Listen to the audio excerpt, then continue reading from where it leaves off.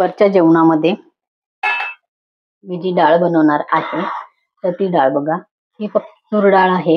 1.5 वाटी मी तूर डाळ ही कुकरमध्ये बिना शिटीची शिजून घेतलेली आहे. जसं ह्याला पाणी लागेल तसं मी गरम पाणी याच्यावरती डिशमध्ये ठेवून ही डाळ शिजवलेली आहे. यामध्ये मी एक घातलेला आहे टोमॅटो, त्यानंतर थोडीशी कोथिंबीर घातलेली आहे आणि थोडीशी म्हणजे अर्धा चमचा मी हळद घालून ही डाळ शिजून घेतलेली आहे. 25 ते 30 मिनिटांमध्ये ही डाळ शिजली जाते, कारण कमी गॅसवरती पाणी उकळून आणि मी ही डाळ शिजत लावलेली आहे. रवीने मी थोडीशी डाळ घोटून घेणार आहे. कोथिंबीर घातलेली आणि टोमॅटो घालून शिजवलेली ही डाळ नक्की या पद्धतीने करून बघा. अर्धी आपली डाळ शिजली की त्यानंतर याच्यामध्ये आपण टोमॅटो घातलेला आहे आणि ही डाळ अजून व्यवस्थित आपली शिजून घेतलेली आहे. थोडस गरम पाणी आहे, हे मी या रवीवरती घालते.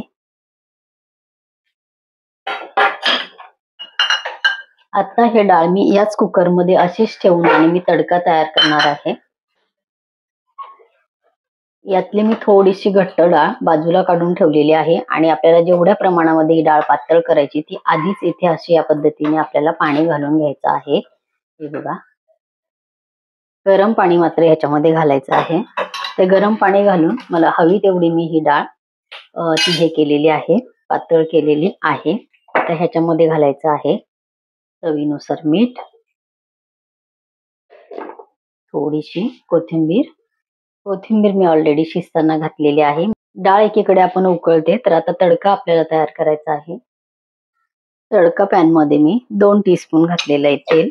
तुपाचा सुद्धा तडका तुम्ही इथे देऊ शकता. आणि लाल मिरची 4 ते 5 मी ही लाल मिरची घेतलेली आहे. तर ही खूप तिखट मिरची आहे, तर थोडीशी डाळ झणझणीतच मला इथे करायची आहे, त्यामुळे मी थोडीशी तिखट मिरची इथे वापरते. तर तिखटाचं प्रमाण मात्र तुम्ही तुमच्या आवडीप्रमाणे इथे घेऊ शकता. थोडेसे शेंगदाणे मी कुटून घेतलेले आहेत, भाजलेले शेंगदाणे थोडेसे कुटून घेतलेले आहेत. तर ते अगदी 2 ते 3 टीस्पून मला ह्याच्यामध्ये घालायचे आहे डाळीमध्ये. तेल आपलं गरम होते, हे बघा, एकदम बारीक नाही आणि एकदम जाड पण मी ठेवलेले नाही. 3 टीस्पून मी इथे डाळीमध्ये घातलेले आहेत शेंगदाणे आणि डाळ आपली मस्त इथे उकळायला लागलेली आहे. तेल गरम झालं, 1 टीस्पून मी राई घातलेली आहे, अर्धा टीस्पून मी घातलेलं आहे जिरं, 1 चिमटीभर घातले मी हिंग आणि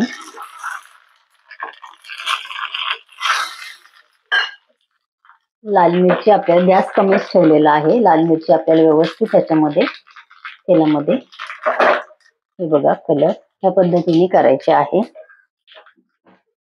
खळखळ उकळत्या डाळीमध्ये आपल्याला फोडणी घालायची आहे. एवढासा फक्त मी गुळ.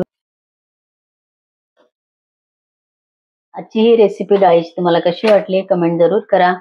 माझ्या चॅनलवरती अनेक प्रकारच्या रेसिपीज आहेत, त्यापैकी एखादी रेसिपी तुम्हाला नक्कीच आवडू शकते. त्याची लिंक मी खाली डिस्क्रिप्शन बॉक्समध्ये दिलेली आहे, जरूर चेक करा. माझ्या चॅनलवरती नवीन असाल तर होम कुक रंजना चॅनलला सबस्क्राईब जरूर करा आणि बाजूचं बेल आयकॉन सुद्धा प्रेस करा, म्हणजे माझ्या येणाऱ्या रोजच्या नवीन रेसिपीचं नोटिफिकेशन तुम्हाला मिळेल. परत भेटूया असंच एका छानसं रेसिपी बरोबर. तोपर्यंत बाय बाय.